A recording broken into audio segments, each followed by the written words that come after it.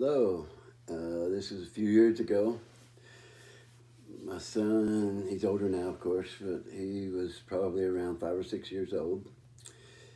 And we're at home, and he comes up and he says, "Dada," he says, "what would you do?" He said, "if a bear come out here." And I said, "Son," I said, "I'd grab that bear. I said, I'd smack him around. I said, I'd kick him in the booty, tell him don't ever bother my boy again." And he smiled and he sits and he's thinking about it. And he said, "Dad," he said, what if a bear comes over to my mama's?" Now, we live in Knoxville, Tennessee, like 5 minutes from downtown. There are no bears for, I'm guessing, 50 or 100 miles in any direction at least.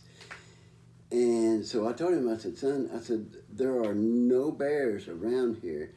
I said, "They're a long way off." I said, "And there, if one came, the game wardens come out and they tranquilize the thing and they take him way off in the woods and, set him free where he can't ever come back toward the city."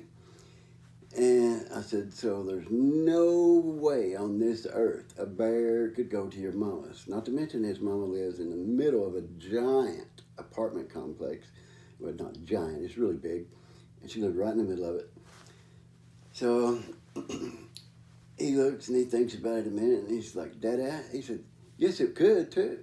I said, "Son, there's no way a bear could go to your mama's."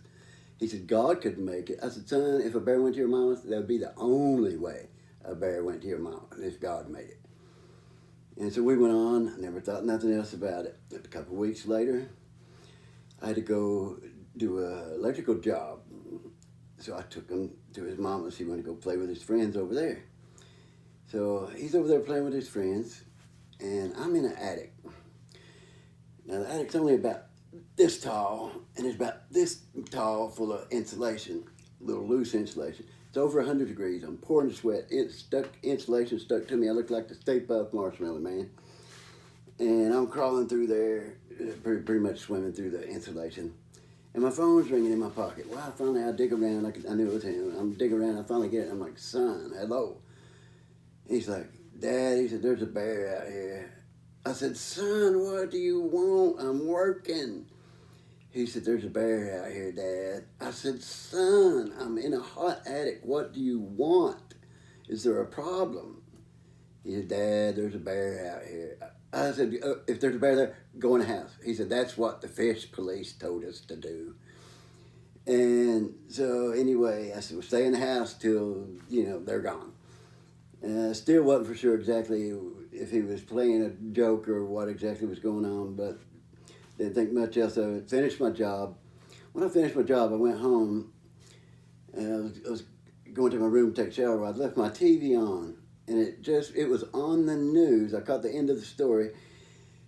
There was game wardens on there, and they said they had been chasing this bear for like 3 weeks. They said every time a team of game wardens, they said every time they would get close to it and start to tranquilize it, it would just magically disappear. That's what they said on the news.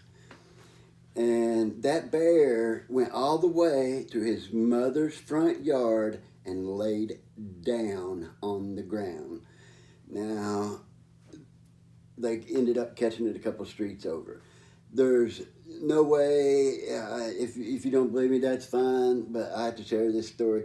There's no way anybody could ever tell me any different than God made that bear go to his mama's to prove that boy's faith. And that's the end of the story right there. Thank you. Have a good day.